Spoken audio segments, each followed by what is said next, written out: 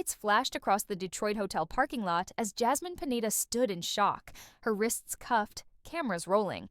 The same woman who once smiled through confessionals now stood trembling while production vans pulled away in silence. No one from TLC stepped forward. No producer, no handler, no friend. Only the sound of reporters shouting questions that she couldn't answer. Within hours, our Justice for Jasmine started trending, and the internet exploded with theories. Was this a total meltdown, or had someone set her up to fail? You're watching Reality Spots, and I'm Jessica. Hit subscribe and tell me in the comments. Do you believe this was a personal breakdown or the result of reality TV manipulation?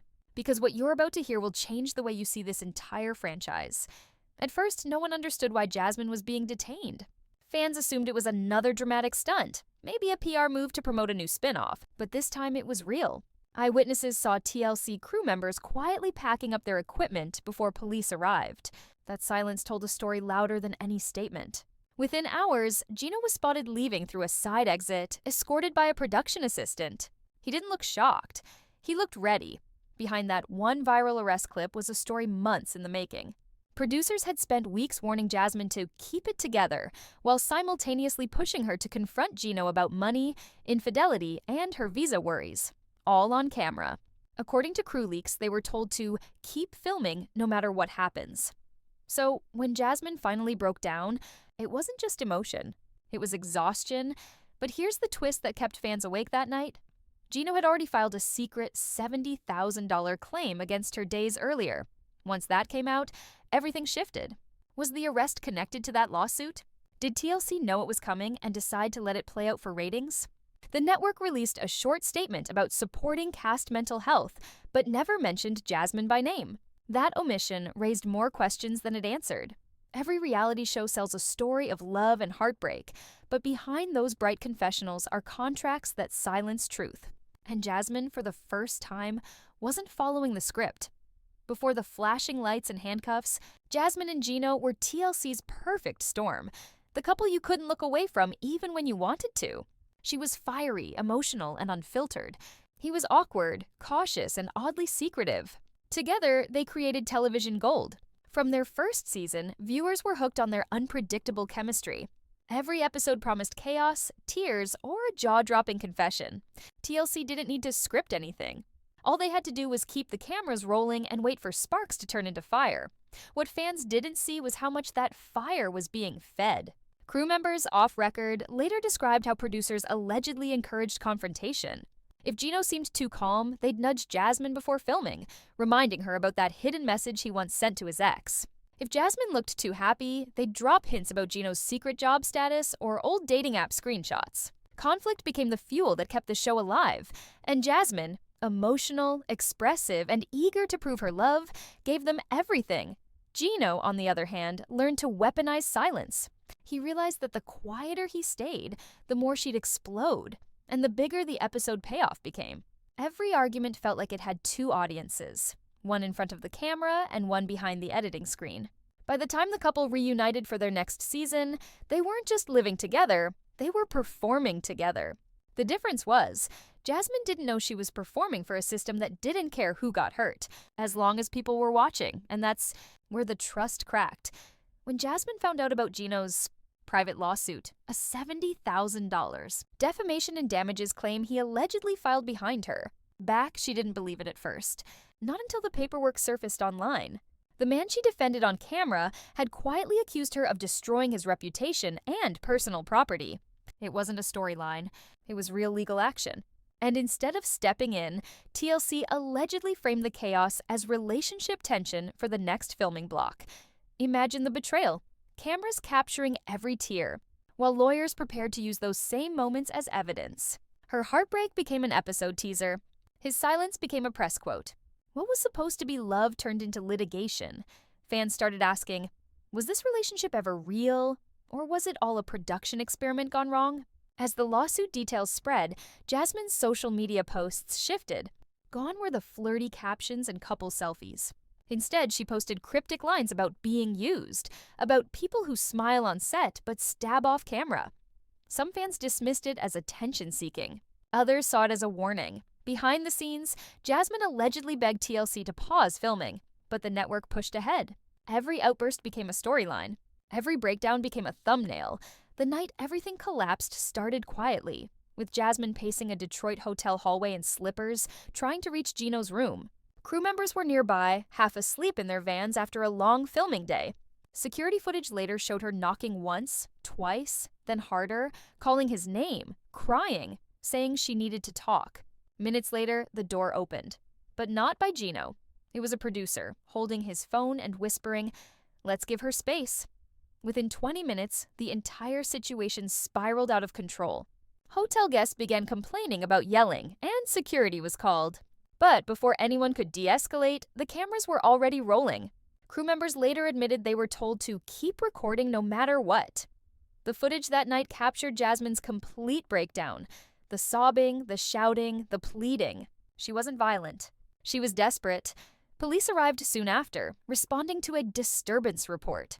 That's when things went from emotional to tragic. Officers entered the scene to find Jasmine shaking, surrounded by half a dozen people with cameras and boom mics. They handcuffed her while she begged them to call her lawyer. Gino stood a few steps away, frozen. He didn't say a word, not one. And in that silence, something shifted. This wasn't a partner watching a loved one in distress. This was a man watching a storyline unfold. Eyewitnesses later claimed that Gino looked detached, like he'd already moved on. Some crew members tried to intervene, asking the producers to stop filming, but they were reportedly told to stay out of it. Within minutes, Jasmine was escorted out, crying and yelling that she'd been set up.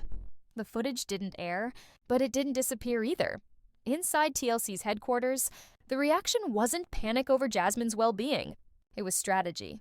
Emails flew back and forth that night, discussing how to manage the optics. They allegedly debated whether to show the footage, spin it as a mental health break, or bury it under the next season's edits. Legal called it a liability situation. PR called it an opportunity for narrative reframing. No one called Jasmine. By dawn, production had pulled out of the hotel. TLC staff were instructed to cut contact. Even Jasmine's interpreter received a message saying all communication should now go through legal. That morning, Gino quietly checked out. His flight was already booked. Not by him, but by the network. What makes it worse is what leaked weeks later. A private memo that allegedly listed Jasmine as to be phased out pending outcome. That document, dated days before her arrest, implied the decision to replace her was already made. Meaning her meltdown didn't cause her firing, it simply gave them cover to do it. Fans never saw that side. On screen, the storyline was reduced to Jasmine taking time off for personal reasons. Off-screen, she was stranded in a hotel room without her passport, her phone temporarily confiscated, and her name being scrubbed from TLC's digital schedule. It's easy to blame emotions, but what happened that night wasn't random chaos. It was years of manipulation catching fire all at once. A woman whose emotions were constantly mined for entertainment finally broke, and the people who profited from those emotions turned their cameras away the moment she stopped performing. When word of Gino's secret $70,000 lawsuit surfaced, even longtime fans who defended him felt blindsided. The quiet, awkward man who once cried on camera about true love had gone behind closed doors to accuse Jasmine of defamation, emotional distress, and property damage. The filing was real, with legal documents time-stamped days before her arrest. To most viewers, it looked like coincidence. To others, it looked like strategy. The timing was too perfect. By filing first, Gino allegedly created a legal shield around himself, a move that limited what Jasmine could say publicly or even online. Under the lawsuit's conditions, any statement she made about their breakup or filming could be labeled defamatory. It effectively silenced her before the scandal even began. She couldn't defend herself without risking another lawsuit. Fans started piecing the puzzle together. One Reddit thread pointed out that Gino had been unusually calm in the weeks leading up to the arrest, as if he knew something big was coming. Others noticed he'd deleted old photos, turned off comments, and quietly followed a well-known entertainment lawyer on social media. To them, it didn't look like fear. It looked like preparation. And that's when the internet turned the breakup into a betrayal. Public opinion split fast. Some accused Jasmine of being unstable, echoing TLC's vague language about personal struggles. But others demanded receipts. That's when Jasmine's private voice notes surfaced, leaked from group chats with close friends. In them, she sounded broken, confused, and terrified. They told him to protect himself. "They said I was a liability," she said in one recording. "Now they're using my pain as evidence." That single line hit like a hammer. Was she talking about TLC's legal department? About producers warning Gino that she might damage his image? Because if true, it meant the network wasn't neutral. They were guiding one side of a real-life breakup to save their brand. Gino, meanwhile, stayed silent except for one vague interview where he said, "Some things went too far, and I had to protect myself." He refused to elaborate. No denial, no empathy, just that one phrase. Protect himself? The same man who once told Jasmine he'd stand by her through anything had now built a legal wall between them. Behind the scenes, legal experts began whispering about preemptive liability moves. It's a common tactic in unscripted TV. When a network fears an emotional blow-up, they allegedly encourage participants to take legal steps to secure footage and deflect blame. If that's what happened here, then Gino's lawsuit wasn't personal. It was production strategy disguised as self-preservation. And that's what made the betrayal so much darker. It wasn't just love gone wrong. It was business gone cold. As Jasmine's silence stretched on, fans began wondering who was truly pulling the strings. Gino had the lawsuit. TLC had the footage. And Jasmine had nothing. Her last public post before deportation read, "Truth has no contract." So the question still hangs over every clip, every headline, every deleted scene. When the scandal broke, TLC's offices reportedly went into full-blown crisis mode. Meetings were called before sunrise. Emails marked confidential, legal priority began circulating. Within hours, every producer, assistant, and PR handler connected to Jasmine and Gino's season was ordered to sign fresh NDAs. Staff who had worked with Jasmine received a blunt directive. Do not communicate with cast. All statements go through Discovery's legal team. It wasn't empathy, it was containment. Behind closed doors, the conversation wasn't about Jasmine's well-being. It was about optics, liability, and stockholder confidence. Discovery, TLC's parent company, had weathered similar scandals before, but this one was different. It wasn't just messy TV, it was potentially criminal and international. Jasmine was a Panamanian national. Her visa was reportedly tied to the show. That meant any fallout could turn into an immigration issue. Leaked memos from internal PR meetings showed phrases like "manage deportation narrative" and "shift focus to Gino's healing." ARC. In plain English, protect the American star, frame the foreign one. For viewers, the official story was simple. Jasmine was taking time to focus on her mental health. Gino was working through trauma. TLC's carefully crafted language made him the victim and her the cautionary tale. On talk shows and fan pages, producers spoke vaguely about the pressures of fame, while quietly erasing her from promotional materials. But inside production, panic simmered. Several crew members reportedly refused to sign additional confidentiality agreements, citing ethical concerns. One former camera operator said anonymously, they were terrified the wrong footage would leak. It wasn't just chaos, it was evidence. Meanwhile, Jasmine's world was collapsing in silence. Her visa sponsor, allegedly connected to the production company, suddenly withdrew support. She was told to return to Panama for visa adjustments. To the public, it looked voluntary. To insiders, it looked like forced removal. Her friends claimed she wasn't allowed to speak publicly or contact journalists. One close source said she cried for hours, saying, "They called me unstable, but they made me this way." That word, unstable, appeared again and again in leaked internal documents. It was used as justification for excluding her from the upcoming spin-off, and even as leverage against her potential lawsuit. The system had found its narrative scapegoat. Discovery's PR team launched what insiders later called Operation Soft Fade. They flooded the internet with other TLC headlines. New couples, new scandals. Burying Jasmine's story under a pile of exclusive drama. The machine didn't just silence her, it erased her, but the internet never forgets. A few weeks later, an anonymous Dropbox link appeared in a private fan forum. Inside was a 12-second clip labeled Raw B-Roll Night 14. The shaky footage showed Gino on set, standing just outside a hotel room, whispering to a producer, "They told me to." I didn't have a choice. No one knows exactly what he meant or who they were, but from that moment on, fans stopped seeing a love story.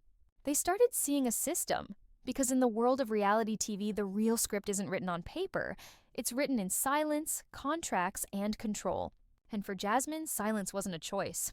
It was her sentence. The rumors of Jasmine's deportation started as whispers, a few cryptic Reddit posts, a grainy airport sighting, and one frantic voice note that spread through fan forums like wildfire. "They're deporting me!" she cried in the clip, her voice trembling. "You made them." At first, fans thought it was fake. But then, the timestamps, location tags, and cross-referenced flight data began to align. It wasn't fiction. Jasmine was gone, and what led up to it was even darker than anyone imagined. According to multiple fan investigations and leaked documentation, the dominoes began falling weeks earlier. Insiders claimed that Gino had cooperated with immigration officials after TLC's legal department raised visa discrepancy concerns. The phrasing was clinical, but the implications were devastating. He wasn't just protecting himself legally, he was providing information that put Jasmine directly in the crosshairs of immigration enforcement. The technicality centered around her K-1 visa status. Viewers had long wondered how she remained in the U.S. after her engagement storyline unraveled. Legally, she should have either married or left the country. But because of ongoing filming and TLC's production agreements, exceptions were made. Or at least, bent. Emails allegedly shared between Discovery's legal division and immigration. Consultants discussed temporary filming, extensions, a gray area that could crumble if anyone reported inconsistencies, and someone did. Screenshots from a private email chain, first, revealed by a fan-run investigative blog, suggested that Gino submitted supporting documents to clarify his relationship status during his lawsuit. That submission reportedly included proof that the engagement had ended months earlier, effectively nullifying Jasmine's legal stay. To the authorities, it was routine paperwork. To Jasmine, it was betrayal. When immigration officials showed up at her Detroit apartment, she was live streaming. Her fans watched in real time as her tone shifted from confusion to sheer panic. "Please, I didn't do anything wrong," she said, gripping her phone as two uniformed officers stood at the door. Then came the line that broke the internet. "You made them! You told them where I am." The clip spread across TikTok, Twitter, and YouTube in hours, racking up millions of views before TLC quietly issued DMCA takedown notices. But by then, it was too late. Everyone had seen it. The crying, the disbelief, the look on her face when she realized she'd been handed over not by strangers, but by the man she once trusted most. Public reaction was explosive. Fans demanded statements from TLC, from Discovery, from Gino. None came. Instead, legal teams issued generic denials and no-comment responses.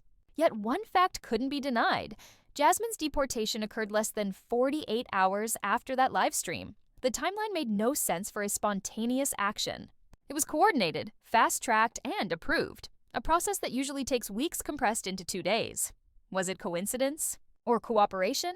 Because while Jasmine was escorted onto a flight back to Panama in tears, TLC's social media accounts were already promoting the best of Jasmine and Gino, Unforgettable Moments, a rerun special scheduled less than 24 hours later. She was gone within 48 hours, and TLC aired reruns the next night. Love was never the storyline. Control was. And by the time the cameras stopped rolling, the reality had become the most scripted thing of all. The fallout was immediate, and it was brutal. Within days of Jasmine's deportation, the internet erupted in outrage. Fan pages that once thrived on memes and couple drama transformed into hubs of investigative fury. The hashtags Justice for Jasmine and Love Cancel TLC trended across social platforms, while TikTok creators dissected every leaked document, timeline inconsistency, and legal loophole. What had once been just another chaotic reality TV breakup now looked like a coordinated corporate cover-up. Advertisers began quietly backing away. A major skincare brand suspended its sponsorships.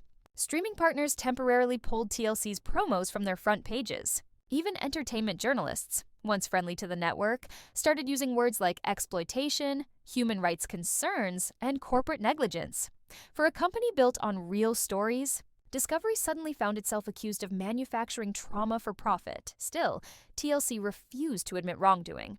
Official statements spoke of privacy concerns and respect for all cast members, while Gino made selective media appearances painting himself as traumatized and targeted by online hate.